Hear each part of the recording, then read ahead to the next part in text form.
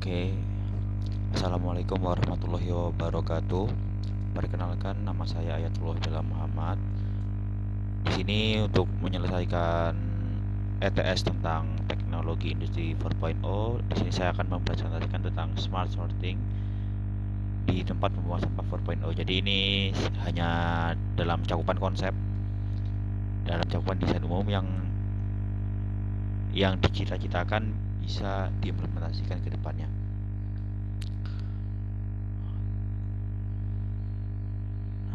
Untuk permulaan, jadi tujuannya untuk si smart sorting ini adalah untuk memudahkan dan mendukung pemanfaatan sampah kembali dengan sortir sesuai jenis untuk mendukung pengurangan pencemaran lingkungan. Jadi seperti yang kita tahu bahwa kendala tentang sampah di Indonesia ini salah satunya adalah masih tercampurnya berbagai jenis sampah pada TPS-TPS di pusat.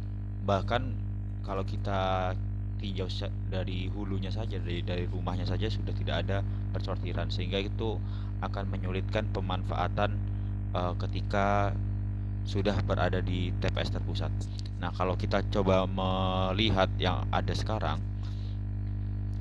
hampir mayoritas sampah itu hanya digunakan untuk sekitar 40%-nya dibakar di PLTSA,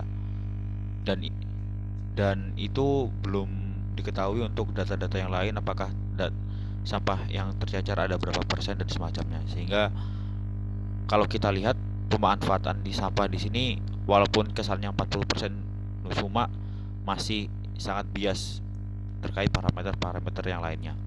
Sehingga kalau kita mencoba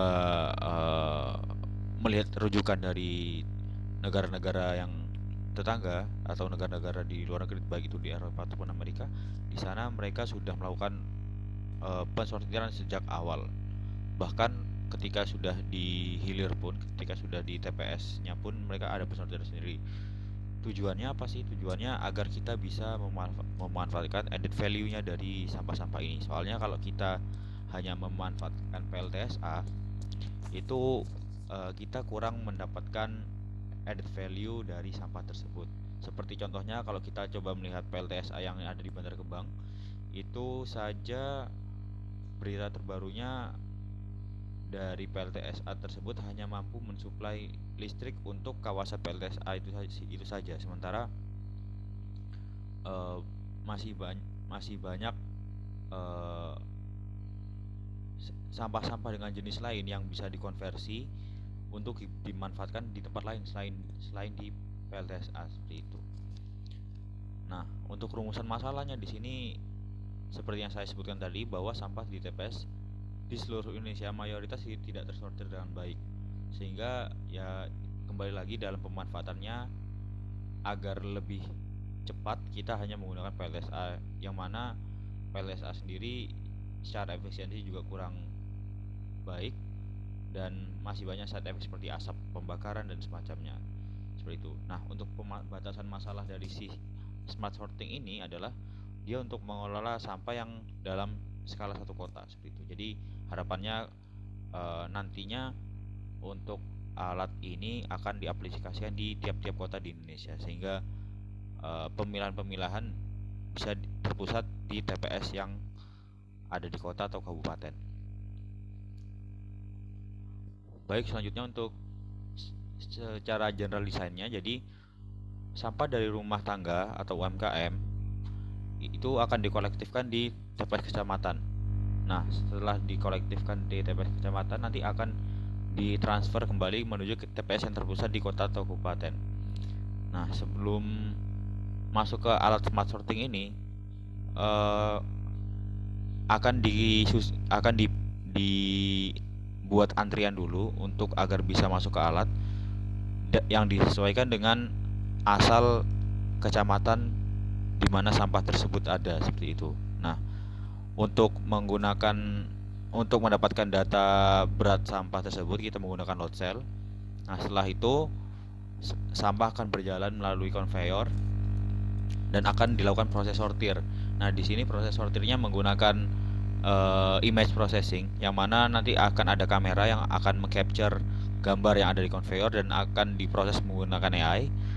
Nah, setelah diproses menggunakan AI, nanti akan didapatkan output berupa pengkategorian sampah atau pemilihan sampah. Jadi akan dibedakan dari masing-masing jenis sampahnya.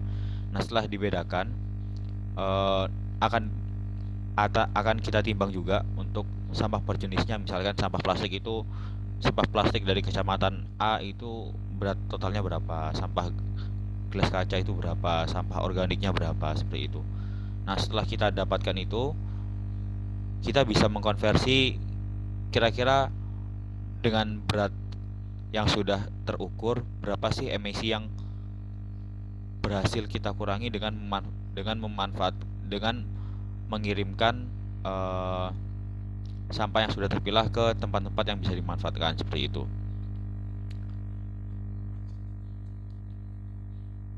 Nah, untuk secara flowchartnya sama seperti tadi. Jadi input data yang pertama itu kita gunakan data berat dan asal sampah. Nah, di sini kita menggunakan load cell Zemic yang memiliki kapasitas kurang lebih 10 ton. Seperti kita tahu bahwa kurang lebih untuk di PLTS Bantar Gebang saja itu bisa 8.000 ton per hari. Nah, kalau kita konversi ke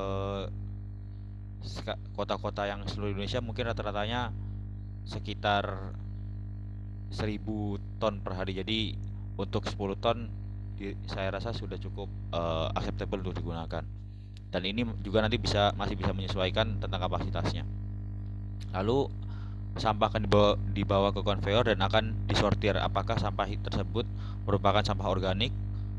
Apakah sampah tersebut masuk ke dalam limbah B3 ataukah sampah tersebut masuk ke dalam sampah non-organik? Nah, setelah dalam proses sortir ini kita menggunakan yang pertama fiber optik. Nah, fiber optik di sini tujuannya untuk men-trigger si kamera agar melakukan capture gambar yang ada di conveyor. Nah, setelah itu gambar tersebut akan diproses secara artificial intelligence. Nah, dengan AI tersebut akhirnya didapatkan output pengkategorian sampahnya. Nah, setelah itu akan dilakukan sortir oleh robot atau mesin pneumatik, seperti itu. Nah, setelah ada sortir sampah organik, limbah B3 dan non-organik ini nanti akan dipilah-pilah lagi menjadi apakah itu termasuk sampah kaleng, kaca ataupun plastik. Dan prosesnya juga tetap sama seperti yang sebelumnya. Dan kedua ini bisa dijadikan dalam satu sistem. Jadi ibaratnya dalam satu conveyor atau dalam satu proses capture, nantinya diharapkan dari AI langsung bisa memisahkan apakah itu organik, limbah B3, apakah itu non-organik plastik, non-organik kaca atau non-organik kaleng, seperti itu. Oke. Nah, baik, ini prinsip kerjanya yang seperti saya jelaskan tadi. Yang pertama, sampah diletakkan di atas konveyor. Terus yang kedua, input asal daerah sampah. Jadi secara manual kita akan input asal daerahnya. Terus yang berikutnya, kita mendapatkan input berat total dari load cell yang sudah kita pasang. Setelah itu sampah akan berjalan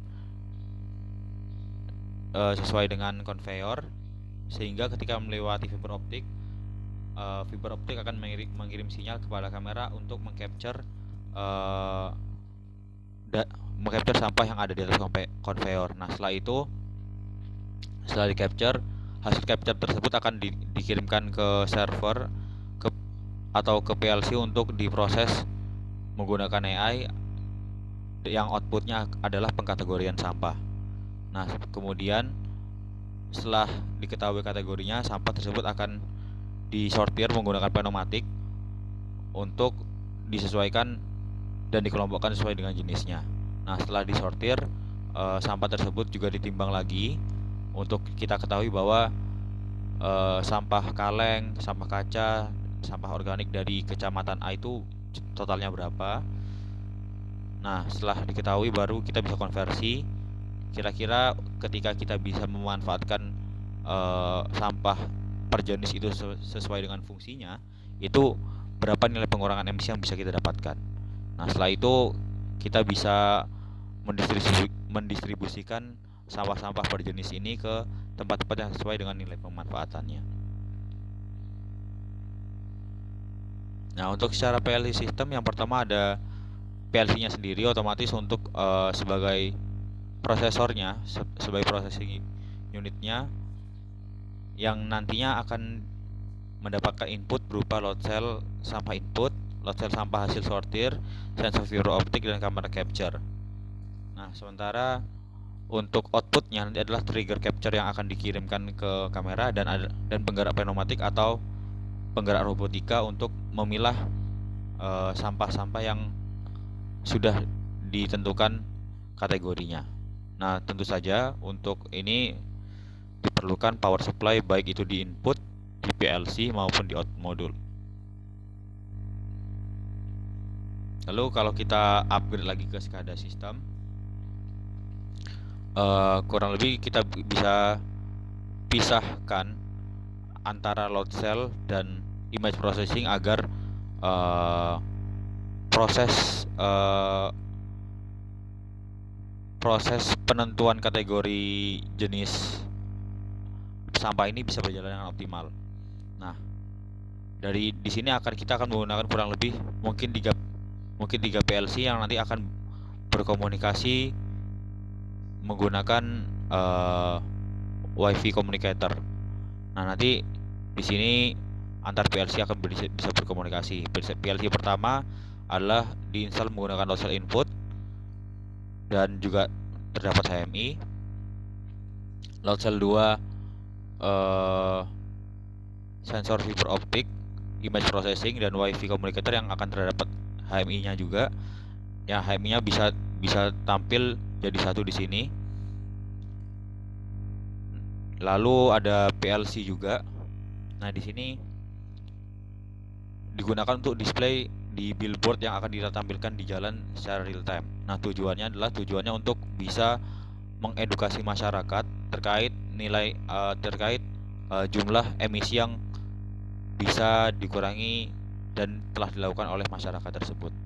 Sehingga harapannya dengan ada display data bahwa berapa banyak sih nilai energi yang bisa mereka konversi. Nah, itu harapannya bisa memunculkan awareness dari masyarakat untuk semakin giat untuk mensortir sampah dan memanfaatkan sampah kembali, seperti itu. Nah, mungkin sebagai tambahan nantinya Wi-Fi communicator ini juga harapannya bisa terintegrasi dengan IoT juga, sehingga untuk data real time ini tidak hanya bisa ditampilkan di billboard, tapi juga bisa diakses melalui web atau melalui aplikasi yang digunakan para masyarakat, sehingga mereka bisa tahu kondisi terkini dari kota mereka atau seberapa bersih tingkat emisi yang sudah dihasilkan oleh kota mereka per hari tersebut, seperti itu. Baik, kurang lebih seperti itu presentasi dari saya. Kurang lebihnya saya mohon maaf. Terima kasih banyak atas kesempatan yang sudah diberikan. Wassalamualaikum warahmatullahi wabarakatuh.